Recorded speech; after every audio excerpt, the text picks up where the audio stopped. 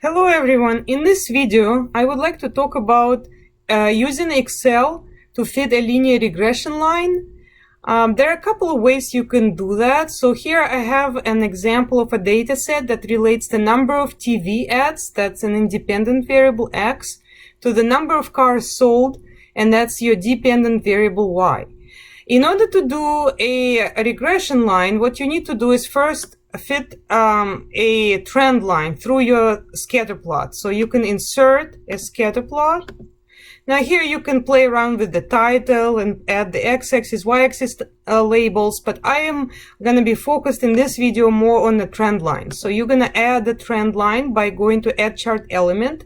It's under the Design tab, and then you want to put linear. So there's your line, but if you actually want to see the equation of the line, you have to do more trend line options. And in here, you can display equation on the chart. So what I've just done is I now have the regression equation on my chart. And so now I can start talking to you about that. So here I have y equals 3.8947x plus 4.4737. And I would like to interpret that. So here is the general interpretation of the slope. You will say if x increases by 1 unit, y is estimated to either increase or decrease, and then you will put the absolute value of the slope. So it's absolute value of the slope, because if the slope is negative, you would have to take out the negative sign. So how would this sound like in this particular case, relating to this example? You would say if, now, what is your x? X in here is number of TV ads. So you would say if the number of TV ads increases by 1, and here the units are just the numbers, so there are no units, then what's your y? Now look at the description of your y variable. That's number of cars sold. So you would say the number of cars sold is estimated to, now you have to pause and think, is it going to be increase or decrease? Now remember, if you're looking at this equation right here, and let me just try to make it a little bit larger for us, so we can see that the slope is the coefficient of x. So always when you're trying to find the slope, look at the coefficient of x. So your coefficient of x here is 3.8947. That's your slope. If this number is positive, then you would say in your interpretation that y is estimated to increase. So you would say to increase by, and then you would put the slope. So that would be approximately 3.89. And so that's your interpretation of the slope. Now let's talk about interpretation of the intercept, of the y-intercept.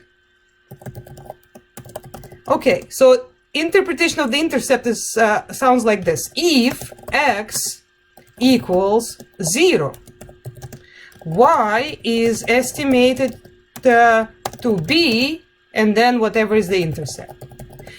Sometimes this interpretation doesn't make sense. There are a couple of cases where we should not interpret the intercept. But let's go ahead and pretend that everything is all right for now. So we would just say if, what is x? Now x, remember, was the number of TV ads. So you would say if the number of TV ads equals 0, then the number of cars sold is estimated to be, now let's pause and think what's our y-intercept. So remember the y-intercept was 4.4737. So you would put 4.47. So then you have to ask yourself, does this make sense? Because if it doesn't make sense, you should not be interpreting the y-intercept. Can the number of TV ads be 0? Now, theoretically, I think it can. However, when you're looking at what's called experimental region, which is the range of x values, which is in this case, your x variable ranges between 3 and 6. So 0 is certainly not in what we call experimental region. So if that happens, if in your data set you don't have any values of 0 or something that's close to 0, you should not interpret the y-intercept. So in this case, actually, I would go ahead and not do this. I would not do this. I would just say not appropriate to interpret the y-intercept. the y-intercept because x values of 0 are outside, x value of 0 is outside the scope of the model.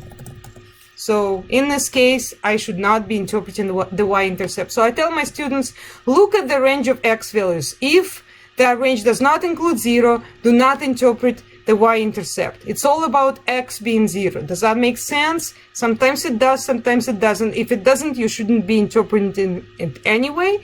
But even if it does make sense, as in this case, you shouldn't do what we call extrapolation. You shouldn't predict values that are outside your x range. So let's discuss a couple of more examples besides this one. Let's say you have an example where you're trying to relate the exam score with number of absences you have. So let's imagine that your equation looks something like this. Y equals 80 minus 4x. Let's interpret the slope and the intercept. First, we interpret the slope. So x here is number of absences of a student, and y is the exam score. So how would you interpret the slope? For the slope, you say, if x, what's your x? Number of absences. So if number of absences increases by 1, then what happens to your y? Well, your y is the exam score. So you would say the exam score is estimated to, now here you have to think, do I put increase or do I put decrease? No, the slope is always the coefficient of x, and in this case, it's -4. So you would say the exam score is estimated to decrease by 4. Now let's think about the intercept. Generally, we say if x is 0, so if the number of absences is 0, the exam score is estimated to be, and then we just put the actual value of the intercept, which in this case is 80. Now, let's first think, does this make sense? Can theoretically the number of absences be 0? Sometimes it doesn't make sense, sometimes it does. In this case, it certainly does. A person can be absent 0 times, but you should also see in your data set what is your experimental region. So if you don't have an actual data set, usually they will tell you what the experimental region is. So they will say something like 0 less than or equal to x less than or equal to, let's say, 5. So in the data set, the number of absences was anywhere from 0 to 5, but 0 was certainly part of the experimental region, so we should go ahead and interpret it. One more example, let's say you're trying to relate the exam score with number of hours of study. So let's say it's going to be 65 plus 5x. So here x is number of hours of study, and y is the exam score. How would we interpret the slope?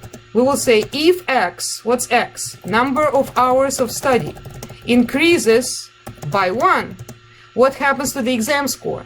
The exam score is estimated to, do we put increase, do we put decrease? Now here we have plus 5, so we will put increase by 5 points. For the intercept, we will say if x, which is number of hours of study, is 0, the exam score is estimated to be, and then 65. So if you don't study at all, the exam score is 65. Now let me go back and discuss when we say the slope, when we interpret the slope and we say increases by 5 units or 5 points. What happened when we were saying decreasing? Do we say decreasing by -4 or do we just say 4? So note that here you put absolute value of the slope. So you would put is estimated to decrease by 4. You're not going to say by -4. You're just going to say by 4.